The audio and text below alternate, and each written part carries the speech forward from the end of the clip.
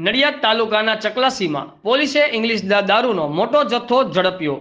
નડિયાદ તાલુકાના મહોળેલ ગામે મકાનના ગુપ્ત ભાગમાં ઇંગ્લિશ દારૂ સંતાડ્યો હતો।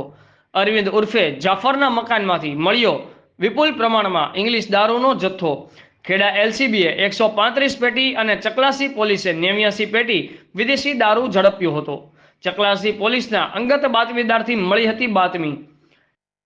4,11,600 રૂપિયાનો ટોટલ ઇંગ્લિશ દારૂનો જથ્થો પકડી પાડ્યો। બ્યુરો ચીફ અમિત પારેખ, આઝાદ મીડિયા લાઈવ, ખેડા।